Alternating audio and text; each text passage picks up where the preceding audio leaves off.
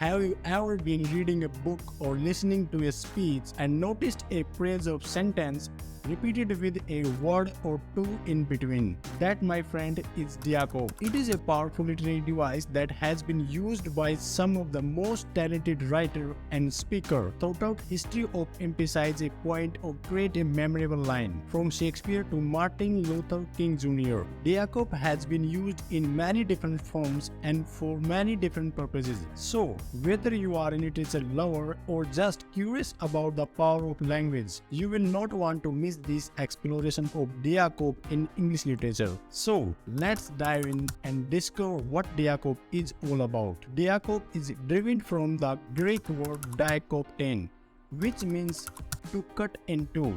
In literature, it involves cutting a phrase or sentence into two parts and repeating a word or phrase from the first part in the second part. This creates a sense of emphasis and rhythm and can be used to highlight important ideas or emotions. It is a type of repetition that involves the repetition of a word or phrase that is separated by other words or phrases. This repetition is not simply for the sake of repetition, but rather to create a particular effect on the listener or readers. By repeating the same word or phrase in the second part of the sentence, the writer or speaker is able to create a connection between the two parts and to emphasize the importance of the repeated word or phrase. Diacope is often used in speeches and poetry, has been used by some of the most famous writers and speakers in history. Let's take a closer look at how Diacope works. To begin with, let's consider the famous lines from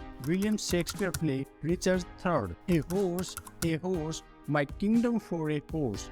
Here, the repeated word a horse emphasizes the desperate situation of the character and his desire for help. Another example of Diacope can be found in the poem The Love Song of J. Alfred Prufrock by T.S. Eliot, where he writes, "In the room the women come and go, talking of Michelangelo." The repetition of the phrase "come and go" emphasizes the clinical nature of the scene and adds to the feeling of monotony and emptiness. Diacope is not just limited to the poetry or play, it can also be used in speeches. A famous example is from Martin Luther King Jr.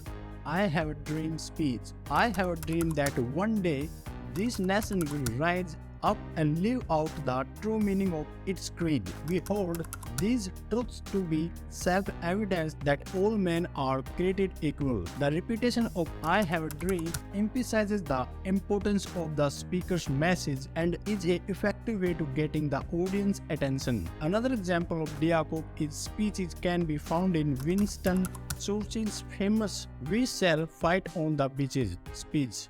We shall fight on the beaches, we shall fight on the landing grounds, we shall fight in the fields and in the street. We shall fight in the hills, we shall never surrender. The repetition of "we shall fight" emphasizes the determination and resilience of the British people during the war and is an inspiring example of the power of Diacope. Diacope is dynamic and versatile literary device that has been used in throughout history by some of the greatest writers and speakers all the time. By cutting a phrase or sentence into two parts and repeating a keyword or phrase, writer can create a sense of rhythm and emphasis, making their work more engaging and memorable. Diacope can be used in a variety of ways, from adding depth and emotion to a character's dialogue in a play to emphasizing important theme in the poem or speech. As you continue to explore the world of literature, keep an eye out for Diacope and see how it's being used in different contexts. By paying attention to this literary device, you will be deepening your understanding of the art of writing and speaking, and able to appreciate the skill or creativity that goes into crafting a true memorable work. Thank you for watching this video on Diacope, and I hope you found it informative and engaging. Don't forget to subscribe to my channel for more videos on the fascinating world of literature, and feel free to leave a comment below with your thoughts and questions. I will see you in the next video. Goodbye.